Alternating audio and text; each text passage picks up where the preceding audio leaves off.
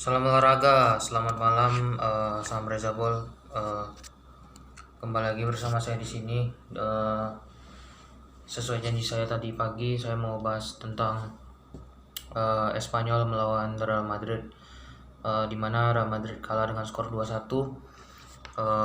Jujur, saya kecewa dengan permainan Madrid tadi malam yang bisa dibilang sangat hancur. Tidak seperti Real Madrid pada biasanya lah.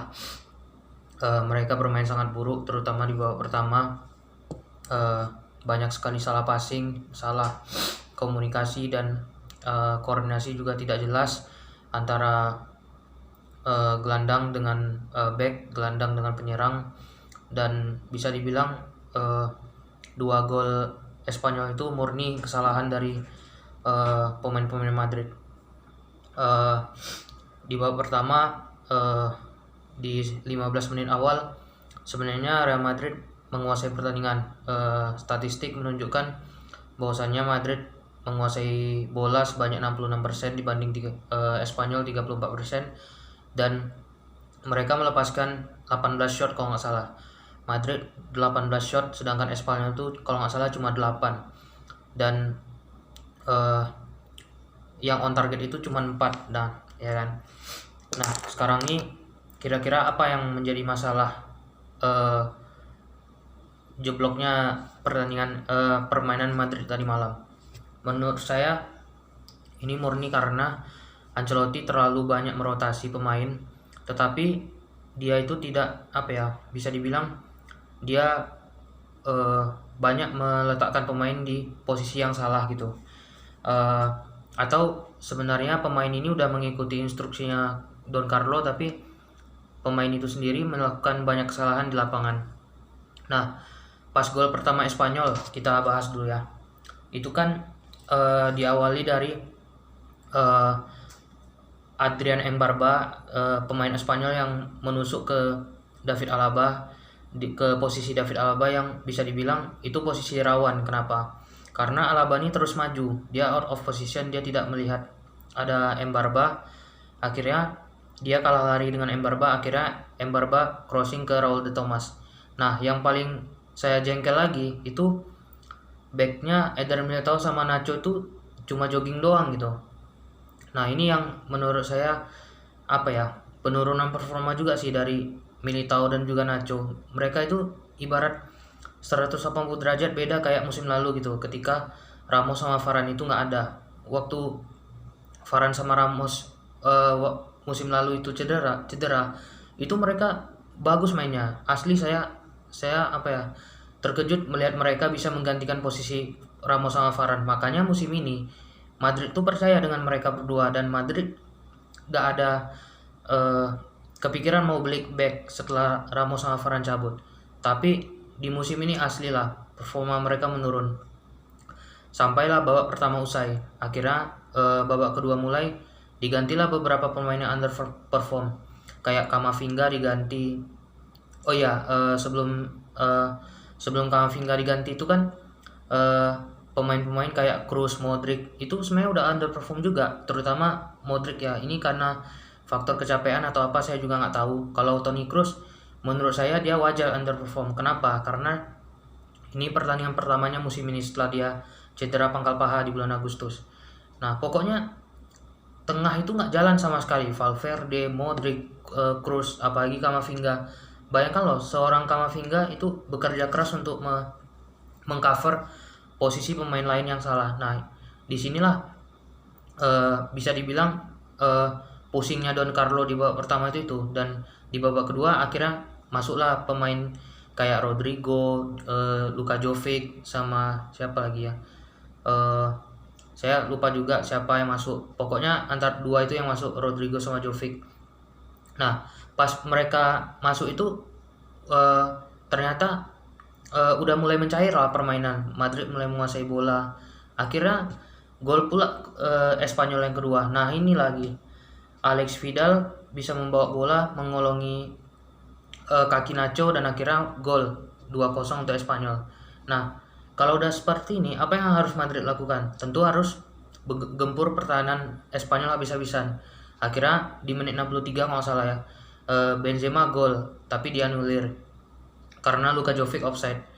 Lalu di menit 70 akhirnya gol 2-1, assist yang bisa dibilang sangat sangat sangat bagus dari Jovic.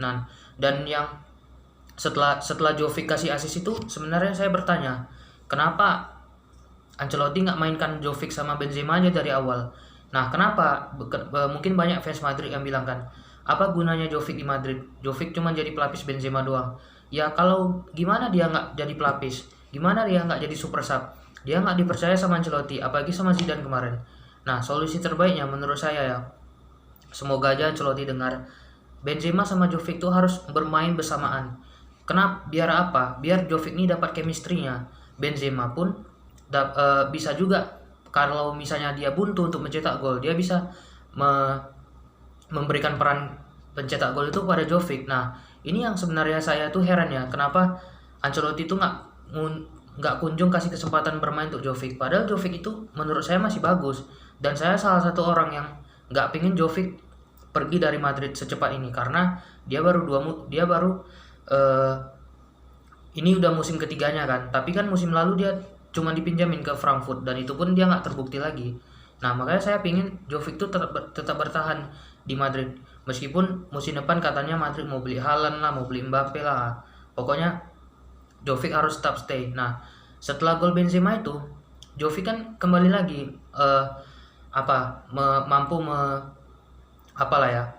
dia sebenarnya tipikal striker yang nunggu di depan.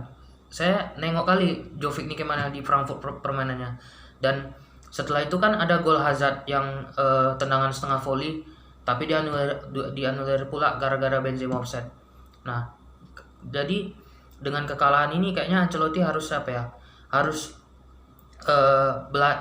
harus bisa dibilang dia nih harus mikir ke depannya kayak mana cara mengatasi lini belakang. Lini belakang tuh asli hancur, sehancur-hancurnya. Nacho, Eder Militao, Vasquez apalagi. Saya sempat senang jujur waktu pas saya lihat di line up Lucas Vasquez akhirnya main di bek kanan.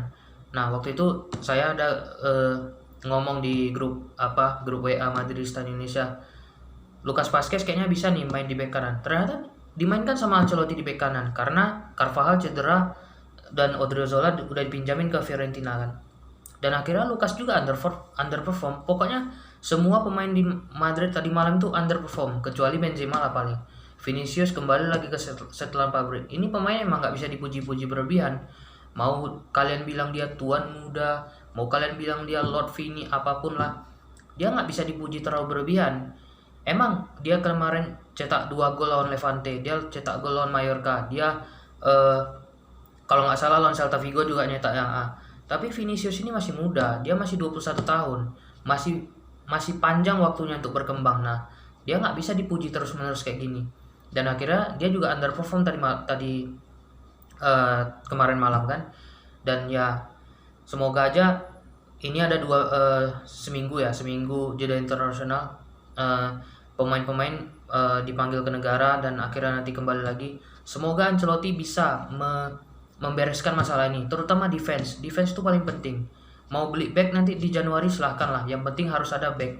Tapi kalaupun nggak mau beli back, tolong orbitkan back yang ada di Castilla tuh minimal pemain kayak Mario Gila Fuentes.